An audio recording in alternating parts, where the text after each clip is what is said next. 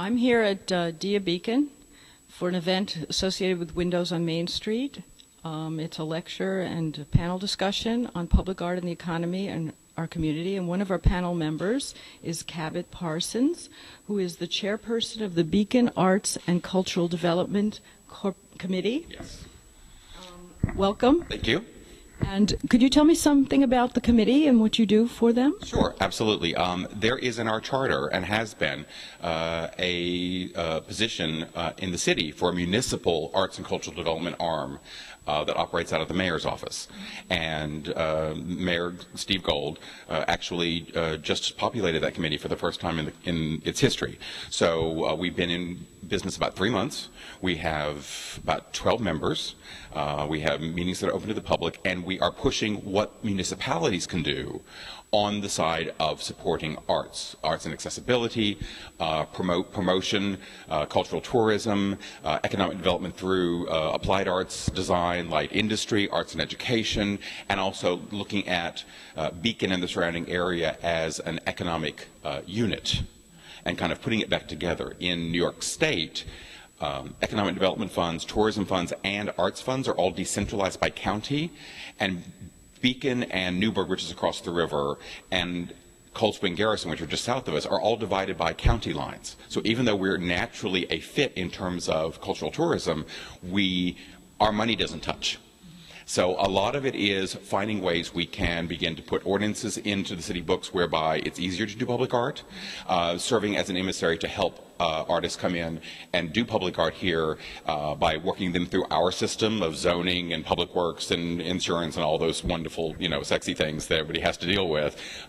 So just finding ways in which the municipality can support the creation and development of arts, both for residents, for visiting artists, and then again for visitors, because we are, we're right here in the middle of a deal, which is a world-class institution. So, tell me, are there similar organizations in those other areas, in those other counties and towns? There are, in fact, in terms of public art, and it may come up in today's panel discussion. They're about 2 years ahead of us in terms of public art and a percent for art process, which a lot of cities have. Newburgh is much larger than Beacon, which is, has its upside and downside. The downside is that in an economy like this one, we can do something in Beacon for a little money that over there would be a drop in the bucket. It wouldn't make a dent, basically. It wouldn't create any, synergy or bring anything together. They also went for a much more formal structure of a commission and have had some issues, frankly. And so we're excited to find ways to work with them so that we can bolster each other, and then also pulling these other areas in. When you say, come visit the Hudson Valley, well, that's a very tall order. And certainly if I'm going to go to Westchester, or if I'm even going to the Berkshires, I think of that as a much more concentrated space. We're trying to do that for this area of Beacon. We have the transportation, we have Stewart Airport, we have all the things you need in terms of infrastructure. We're an express stop on the train. But finding the ways to put all those things together. If you're looking at, say, visual art in this sense, you have the Manitoga, which is the Russell Wright Design Center, his home and ceramic design center in Garrison. You have Dia Beacon here. You have Storm King, the giant sculpture gardens across just south of Newburgh. And then you've got Alex Gray putting in his Center for Spiritual Art, one train stop up in New Hamburg. So just from the visual art side, that's a good weekend for a serious art tourist to hit those 4 things. Even though they're very specific in terms of what they do, they complement each other nicely. So it's looking for those kinds of solutions and trying to find ways that businesses, individuals, and the various municipalities and state and federal funding sources can bring this area back in terms of economic development. Based on the topic today for the panel, I can imagine there are some challenges because of the economy. How have you been dealing with them, or what challenges have you been faced with? We certainly have, and every small town in America is trying to revitalize their main streets via antiques and galleries and restaurants and shops. We have a lot of things that are working very much for us. We have also, because we're kind of limited in terms of we're smack between a river and a rock, Mount Beacon, we're limited in terms of geography, which is helpful for us in that sense. Also, we're becoming a center place for the environmental causes. We are the new home of Clearwater, which is the group that was started by Pete Seeger when he built his sloop. We are the center for the Beacon Institute for Rivers and Estuaries.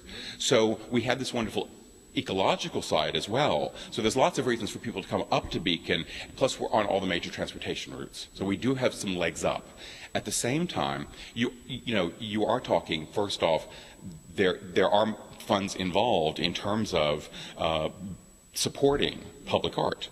Now, we've done some marvelous workarounds. In fact, Dan Weiss, who's on the committee, and his wife got together with some of the other shop owners and put together art on the side of a factory building, and it was all donations and them calling their friends in, etc. Myself and a business partner of mine did a project called the Beacon Street Artist Banners, which were 34 artists that were local, because we make art in Beacon. We do have many galleries that are wonderful, but we also have artists making art here, which is a difference between us and some towns. And these were underwritten by this one nonprofit, but also with sponsorships, we were able to bring these like 13-foot tall banners to bring people up from Main Street. Up to Main Street shops from the train, which is a transportation problem we have here in Beacon, because we have kind of a dead zone between the two, and it's a hill. Mm-hmm. So people come to D, and then they're like, do I want to come all the way up, and what's there? And so a lot of those things are coming in place. So we're finding the ways to do what we can do, the low-hanging fruit, the easy freebies, the who knows who, the can we borrow that giant thing, whatever that is, and put it over there. And as we then lay the ground for larger projects that can bring us all together, larger projects that can have a development component from the city. There is money available for municipalities that's not available for nonprofits or other community groups. We tap in and get that piece of it for Beacon, and then moving forward, a long-range arts plan that really supports art that is for both visitors and residents. I know you've only been in operation for a short time, but are there any long-range plans you're working towards for special events or project? Yes, I always make sure that whenever I see the mayor, hi mayor, that I bring up that we need a puppet stage on every corner, because I actually teach puppetry at the college level, and that's our big on-running gag. But yes, we do, and it is looking at what are the things that, in a sense, Beacon can own. That can make you want to come here, whether it's a specific type of festival, whether it's a specific thing tied into the environment, whether it's a specific type of industrial design that maybe is locally sourced, and we keep a few things that you have to come here. With the internet and everything being everywhere, sense of place has become so much less important.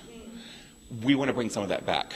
We want to bring some regional specialties back in that sense, and then also support. I've been very lucky in seeing a lot of artists do their emerging here in Beacon. Who are very serious. May have multiple degrees, but they actually have done their work, and they're at the point where they're now bursting out and being noticed by galleries in New York City, etc., and getting lots of shows. We were able to provide a safety net for them to try some new things and connect them to other people. And a lot of it does happen at that level as well. Speaking of developing, what is your background and what do you bring to the committee? I am many things all at the same time. I have 2 brand architecture firms as a graphic designer. My background is in theater performance and design and puppetry. But I also have done arts administration, and specifically community arts administration from a municipal aspect, since I was 16, in towns about this size in Arkansas, Texas, and now New York. So, I love, the urban armchair, the armchair urban developer in me loves to look at these larger models like Chicago or St. Louis, but I actually do have down in the trenches experience for towns this size. In fact, we're right now working on trying to get the old theater here turned into a multi-space performing arts center. When I was 16, I led a group of teenagers in Arkansas in saving an old theater and getting it refurbished as a performing arts center for the community.